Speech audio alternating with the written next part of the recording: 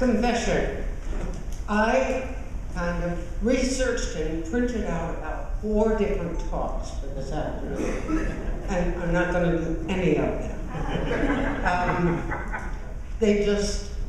I thought of being erudite, but that doesn't seem to float. It didn't seem to fit, so they're there for some other time, I guess.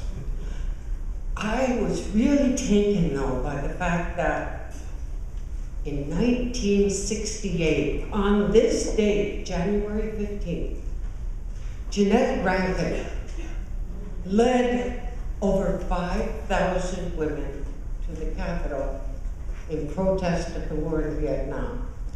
This Jeanette Rankin, who, as I'm sure most of you know, is the only congressperson who ever voted against the First World War and the Second World War. And they called this the Jeanette Rankin Brigade. And while they were doing their resistance, Martin Luther King was celebrating his last birthday on this earth. Right. Within months, he was assassinated. So it's quite a day, and it's a good day to be here, and it's a good day to be here with you and to be struggling with these issues. And mostly, I think I've been ruminating in my own head about these 20 years and about leading up to the first Gulf War, at which time my daughter Frida, who many of you know and love, good you do, she's a good woman, and her brother, high school students at Baltimore City College High School, and their crew was the backbone of a 5-day-a-week vigil from 5 to 6 every afternoon on Charles Street against the war that was building up to. Candlelight, silent vigil. These high school kids were backbone to it. And then they went into the Quaker Meeting House and did silent prayer for a while. And they were coming to Washington, and we'd drive them, we'd get them down here for anything that was happening. And they'd come back and say, the spirit wasn't right. The spirit wasn't right. Because in the build-up to the first Gulf War, what was the movement saying? We don't want any more Vietnams. Don't deliver us any more Vietnams. I spent a long time in the last week trying to look up this quote and document it, but it was a quote that goes something like this. Be careful what you dream, because it may come true. And then what'll you have when you've gotten what you asked for, but nothing about what you wanted? We asked, the movement in general asked, no more Vietnams. And when we look back on that first Gulf War, what we had to face was that our government delivered us another Hiroshima and Nagasaki. And we gathered with that same group of students. They came to an Atlantic Life community action here in D.C. where we went to the Pentagon. And it turned out that we were acting at the Pentagon the day after the bombing of the MRI shelter. And we had heard of the fuel air explosives. We knew about this highway of death. And we knew something about the utter destruction of the infrastructure of this poor country.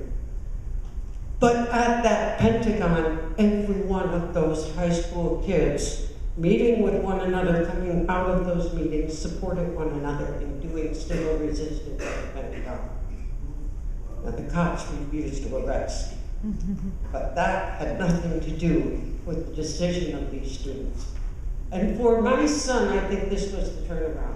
You know, here he is, a high school kid, and kind of, what are these people all about, and blah, blah, blah. But he discovered that the community of Jonah House in which he was raised had something to offer his friends that nobody else had. You know, a place to come in community to reflect and act and reflect and be supported in that process. And what to say about the war ended quickly, but it never ended. And we know what never ended. The sanctions continued, the occupation continued. The no-fly zones continue. Our presence continued. And as we started to go into Iraq again, I remember this vividly, it came up today.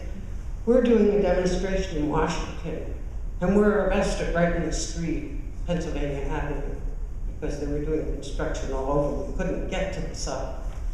And they took us to Anacostia, and were processing us at Anacostia, and about 5:30 they said, "You're already in, you'll be leaving soon." And then the whole place fell utterly silent. And we didn't see or hear any cop until 11:30 that night, when they came and signed us all out. They were afraid to sign us out, because the bombing had already started in Iraq, the second round, and it's still going on. Be careful what you do, because it may come true.